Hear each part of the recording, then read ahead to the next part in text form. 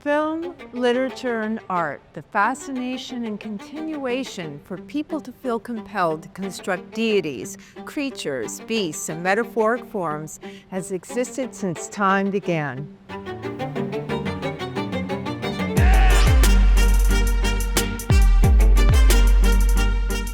Sculpture and film are the two art forms that allow this manifestation of creation to spark ranging emotions from fear to respect.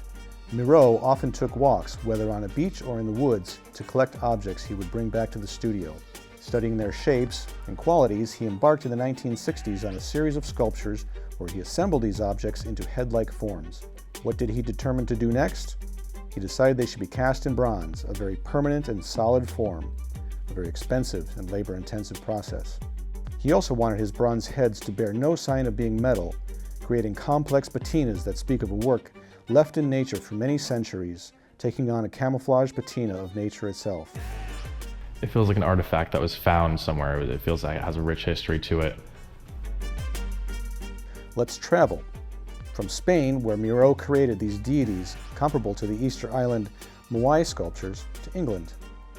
Lynn Chadwick, a few years prior, in 1955, traveled to Mykonos and Delos, perhaps following the 6th century BC Avenue of Lions, and later, the Easter Island figures at the British Museum was inspired to create his series of beasts.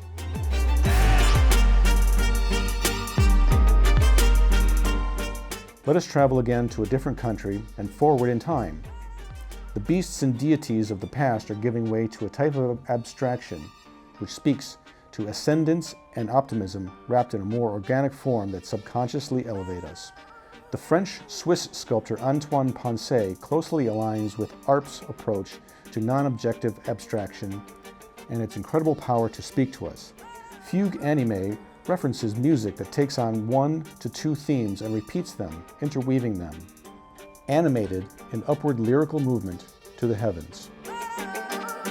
So more and more now you're seeing less of a white backscape in a lot of homes. You're seeing a lot more use of wood paneling coming back. You're seeing a lot more use of beiges and creams for wall tones where it feels more calming, a little more natural, attracts the light more.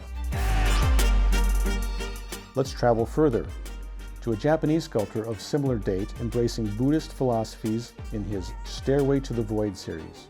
Voidness, different than our idea of it in the West, in the East teaches that a state of voidness can allow for liberation.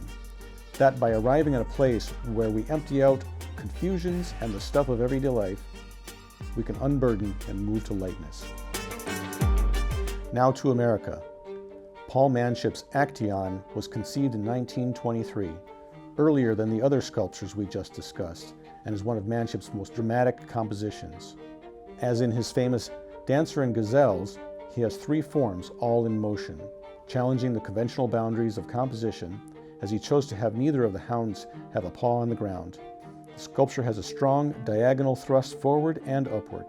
Off this diagonal are many triangular relationships that make this one of the most sophisticated works, grounded in formal structures of academic composition. Perhaps a work like Manship's Antione is the precursor to the other sculptures we looked at, deities and creatures, man's necessity to create them, to live with them. Today we feel we have drawn a roadmap between countries and artists and their thought patterns and the connectedness of philosophy, ideas, and state of mind. I'm Abby Taylor along with Mark Ostrander, and this was Talking Sculpture Episode 4. We like to remind our clients the importance of revisiting historical sculpture to understand where we have arrived today.